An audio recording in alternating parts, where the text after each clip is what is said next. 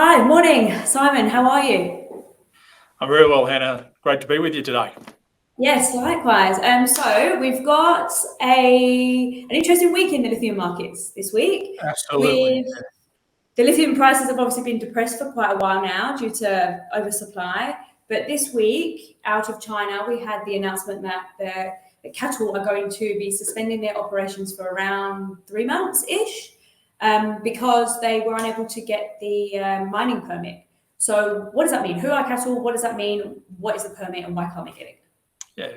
So CATL, largest battery producer, integrated battery player in the world by far.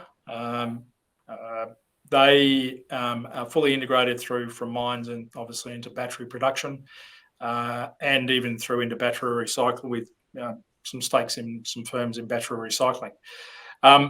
CATL's mining operations have been put on pause, and this is really a result of, and you've really got to be watching the China news flow to understand this.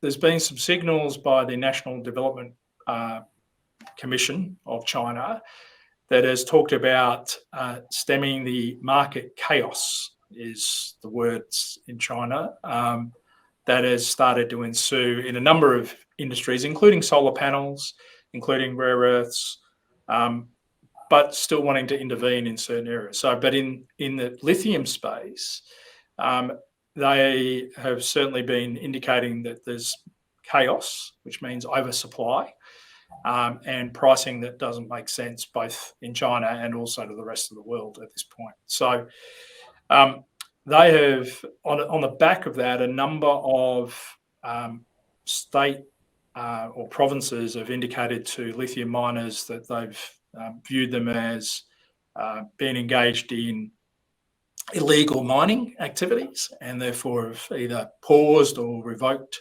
their mining license. And in CATL's instance, there's a question of their mining license being renewed. And I think from what I read in the media, that was due towards the end of this month, and CATL would probably take the decision to put their mines on pause or mothball, so not to get to a situation where their mining license was revoked.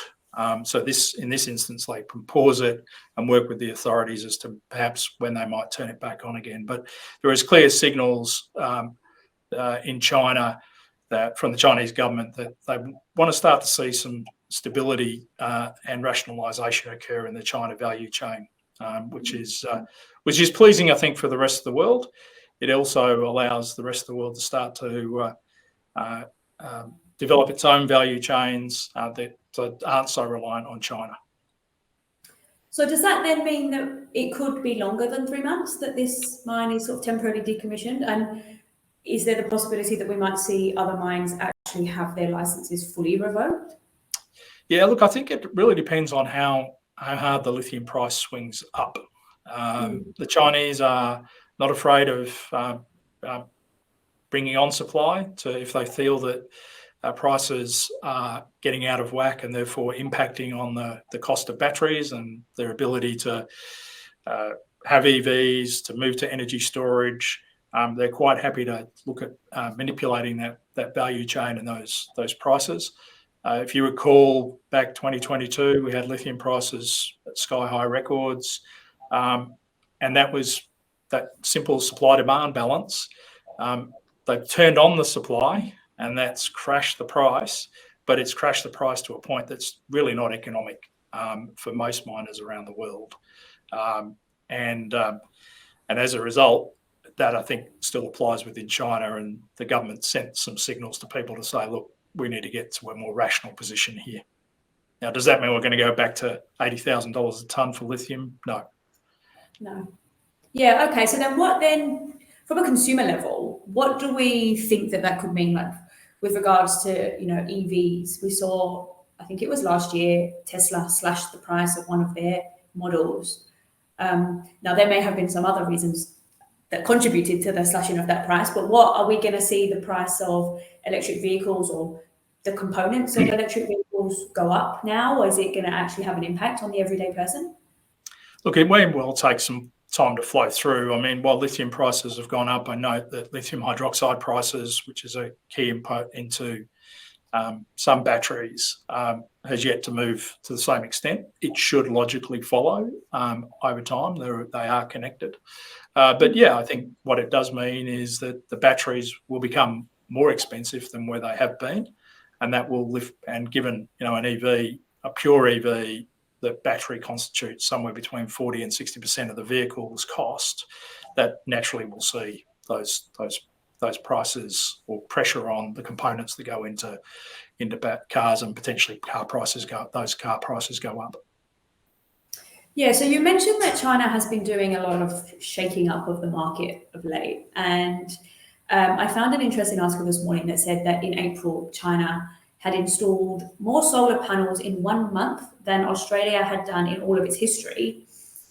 And this was supposedly to stop their reliance on fossil fuels. And then in July, we had the news that they had ceased the exporting of cathode production IP. And then now we've got this. So what is China doing? Is this some sort of long game strategy for them?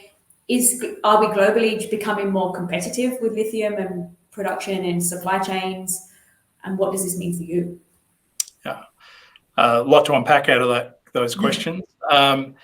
Look, in terms of China's push to renewables, there's no doubt that they've got a huge energy demand that they need to satisfy as a country of circa 1.2 billion people.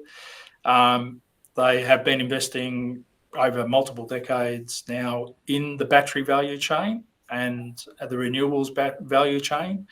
Probably invested over the last 15, 20 years, somewhere like $1 trillion from mining through to battery recycling. And so I think in terms of your question around investment in solar, I haven't seen that same article, but it wouldn't surprise me at the scale in which they do sort of renewable projects. Equally, they're still investing in coal power fire stations. So, it's not they've turned off fossil fuels. They're just obviously trying to make sure that their reliance on fossil fuels, be it oil or coal, is getting reduced over time. In terms of other developments, yes, they have put export controls, almost bans on cathode active material, LFP, IP, and technology, full stop, being exported outside of China. For us, we actually see that as a positive for our VSPC business, our own battery cathode materials business, where we have that advanced cathode active material technology, and that is actually being subject to those export controls. And we really see that as an opportunity for that technology to become an alternative pathway to non-Chinese technology for aligned countries, predominantly out of the West. So we see that as a real positive for our VSPC business. Again, some of the changes that we're starting to see in the lithium prices that we talked about earlier, we think that helps our leaner technology, which we've just formed a joint venture with Mineral Resources around. That technology works at the mining end and improves yield and helps miners use the full extent of their mining by working on low grade materials and getting them up to commercial grade. That technology becomes even more valuable to a miner with those as those lithium prices become more elevated. So there's a lot happening. There will continue to be a lot happening in this space, and there will be more news flow over the next 6 months as well, I'm sure. Yeah. Okay, Simon. So before we wrap up, then one last question. You have a big presence in the battery recycling industry here in Australia, and we've seen volumes steadily grow kind of over the last 12 months. With all this news, with all this China intervention and the new reliance on kind of domestic supply chains, what do you see and how do you see the Australian battery market changing kind of in the next 12, 18 months? And what will that mean for me as a consumer? Yeah. So we've always been a believer, when we talk about battery recycling, that a lot of people get immediate question is, well, how many EVs are coming into the market? And we've always seen as the EV or mobility market as important, but probably secondary to energy storage, both residential, commercial, grid-style storage and batteries that support that. There's undoubtedly a huge amount of investment that's starting to tip into that space. We've also got in Australia now the federal government providing support for home battery schemes. So what does that really mean? It means that there's going to be more batteries. It means that those batteries will need at the end of life to be recycled. But interestingly, every new battery that comes into this country, about 1% on average fail. And whether that's in energy storage or e-mobility, there'll be something wrong with that battery and it needs to be recycled. So we think the pipeline of batteries will continue to build. We're still at a nascent start, and we're really pleased with what our battery recycling business has been able to do. But as we look forward, not only just over the next 12 months, but over the next 3 years, 5 years, over the next 5 years, we expect the market for recycled batteries to grow by 5-fold. Over the next 10 years, that would grow by sort of 20-fold. So, we see some really great opportunities for our recycling business to continue to build. Yeah, that's great. Thank you very much, Simon.